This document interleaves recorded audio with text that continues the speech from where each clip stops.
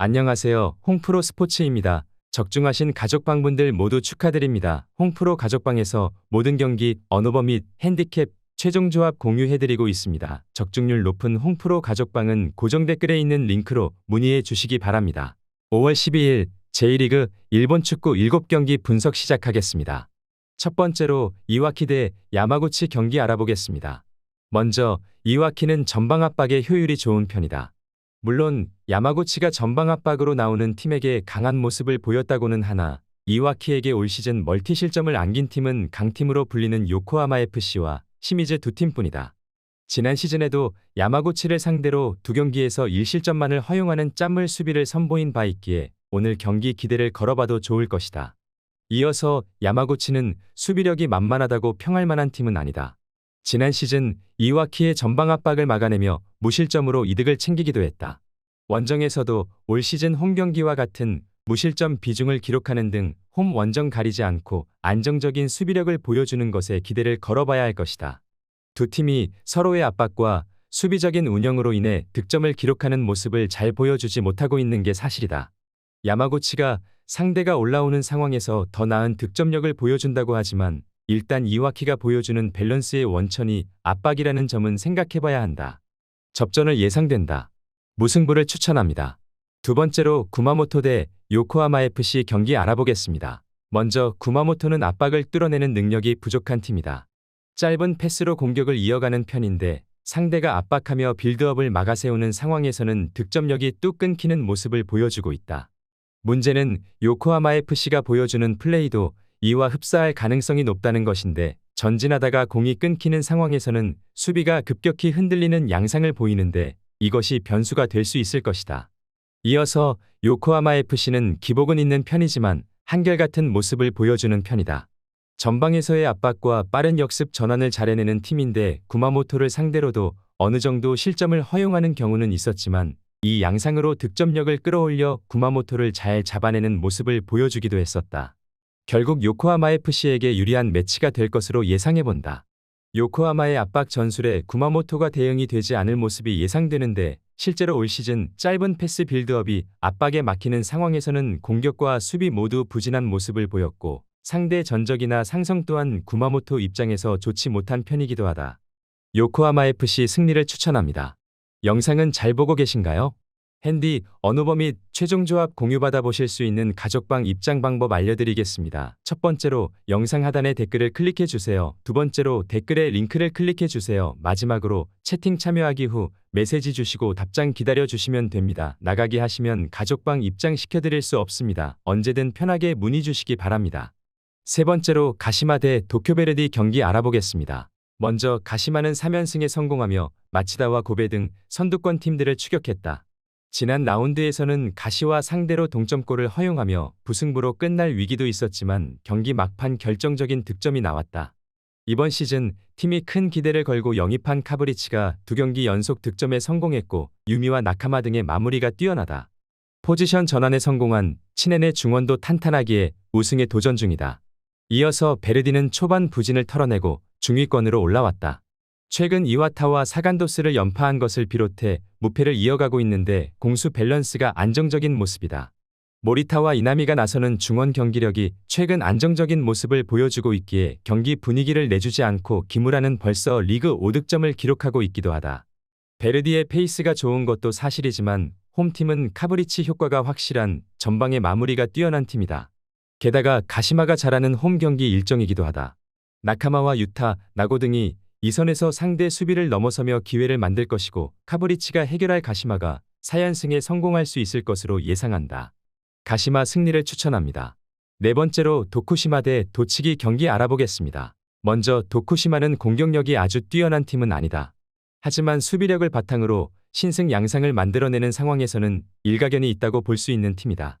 나가사키 같이 체급이 좋은 팀을 상대로는 한계를 보이기도 하지만 최근 4경기에서는 2실점만 내어주며 안정적인 플레이를 보여주고 있다. 특히 수비적인 포메이션을 보여주는 상황에서의 안정감을 자랑하고 있기도 하다. 이어서 도치기는 원정에서의 리스크가 매우 크다고 볼 수 있다. 공격력은 지난 시즌에도 슈팅 횟수에서부터 난조가 심했기에 그러려니 할 수 있겠으나 수비는 상당히 심각하다고 볼 수 있다. 물론 홈에서는 안정성이 좋은 편이라 보는 것이 좋겠지만 30실점 중 23실점을 허용하는 원정 경기에서는 쉽게 실점을 내주는 모습을 보여주고 있는 상황이라 기대를 걸기엔 어려운 게 사실이기도 하다. 도쿠시마는 약팀 상대로는 수비적인 안정감을 보여줄 수 있을 것이다. 게다가 도치기의 수비가 원정 경기에서는 매우 쉽게 허물어지는 모습을 보인다는 점은 감안해야 할 것이다. 도쿠시마도 압박을 당하면 전진성을 조금 잃는다고는 하나 그래도 신승 양상을 만드는 것으로 실리를 제법 챙기는 모습이기도 하다. 도쿠시마 승리를 추천합니다. 영상은 잘 보고 계신가요? 핸디, 언오버 및 최종 조합 공유받아 보실 수 있는 가족방 입장 방법 알려드리겠습니다. 첫 번째로 영상 하단에 댓글을 클릭해 주세요. 두 번째로 댓글에 링크를 클릭해 주세요. 마지막으로 채팅 참여하기 후 메시지 주시고 답장 기다려 주시면 됩니다. 나가기 하시면 가족방 입장 시켜드릴 수 없습니다. 언제든 편하게 문의 주시기 바랍니다. 다섯 번째로 V바렌 나가사키 대 오카야마 경기 알아보겠습니다. 먼저 나가사키는 최근 페이스가 좋은 편이긴 하지만 두 경기 연속 무승부에서 단점이 나오지 않은 모습은 아니다. 상대의 압박을 마주하는 상황에서는 공격에서의 정밀도가 높지 못하다는 것인데 오카야마도 제법 압박을 적극적으로 가는 팀이기에 나가사키도 오카야마를 상대로 까다로워하는 모습을 보이기도 했다. 득점력 또한 기복을 보이고 있다는 것은 불안 요소기도 하다. 이어서 오카야마는 나가사키가 어느 정도 라인을 올리는 것을 허용할 가능성이 있다. 오카야마가 요코하마나 구마모토 등 라인을 올리는 특성을 보이는 팀들에게 강하기 때문인데 물론 최근 수비적으로는 안정세가 떨어지는 편이긴 하지만 앞서 언급한 나가사키의 압박 대응이라는 약점을 노려서 3년째 나가사키에게는 패배가 없기도 하다. 오카야마가 어느 정도 할 만한 상황이라고 본다. 나가사키의 압박 대응이라는 약점을 잘 노려서 상성에서 앞서는 면모를 자주 보여주기도 했다. 그나마 상대의 공세를 막아세우는 능력치에 좋은 모습이 있어 이번 매치에서도 그 강점을 보여줄 수 있을 것이다. 오카야마 승리를 추천합니다. 여섯 번째로 오이타 대 에임의 경기 알아보겠습니다. 먼저 오이타는 무패 행진을 이어가고 있는 상황이지만 득점력에서의 부진이 드러나고 있다. 지난 매치에서도 오픈 플레이에서는 문전에서의 정밀도가 상당히 떨어지는 모습인데 실제로 올 시즌 세트피스 득점 비중이 가장 높은 팀 중 하나기도 하다. 물론 맹공을 당하는 상황에서도 몸을 던져 막아내는 등 헌신적으로 수비를 해내는 모습은 긍정적으로 볼만할 것이다. 이어서 에임에는 기본적으로 강한 전방 압박으로 상대 전진을 저지하는 편이다. 하지만 하위권 팀인 구마모토나 가고시마에게 두 골 실점을 허용하는 등 기복을 보이기도 한다. 단기적으로 에이메의 공세가 잘 통하는 상황은 아니고 지난 경기에서도 코너킥 말고는 크게 두각을 드러낸 장면이 없기도 했다. 일단 두 팀은 서로 헌신적인 수비와 압박의 질이 높은 편이다. 그러나 에이메가 가지고 있는 높은 압박 라인이 변수로 작용할 수 있기도 하다. 오이타의 오픈 플레이 성과를 생각하면 마음이 오이타 쪽으로 조금씩 기우는 게 사실이기도 하다. 오이타 승리를 추천합니다. 영상은 잘 보고 계신가요? 핸디, 언오버 및 최종 조합 공유받아 보실 수 있는 가족방 입장 방법 알려드리겠습니다. 첫 번째로 영상 하단에 댓글을 클릭해 주세요. 두 번째로 댓글에 링크를 클릭해 주세요. 마지막으로 채팅 참여하기 후 메시지 주시고 답장 기다려 주시면 됩니다. 나가기 하시면 가족방 입장 시켜드릴 수 없습니다. 언제든 편하게 문의 주시기 바랍니다. 일곱 번째로 고우 대 제프 유나이티드 경기 알아보겠습니다. 먼저 고우는 오픈한 전개에서 높은 득점력을 보여주는 팀이다. 하지만 올 시즌 압박 플레이로 인한 빈틈이나 공격 횟수가 적은 문제 때문에 치고 올라가지 못하며 하락세를 보이고 있는 중인데 에두아르도와 가와타 등 수비 전력의 핵심들이 이탈한 것이 원인이라고 볼 수 있을 것이다.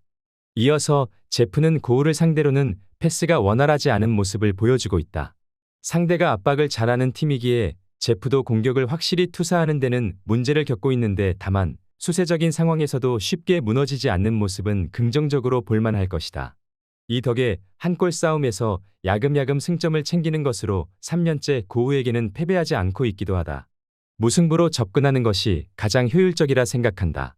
고우가 기본적으로는 제프의 패스를 압박을 통해 제어한다고 볼 수는 있겠지만 제프의 한 골 싸움 플레이에 손해를 보며 패배를 하는 경우가 많았다는 점을 감안해야 하는 매치업이다. 무승부를 추천합니다.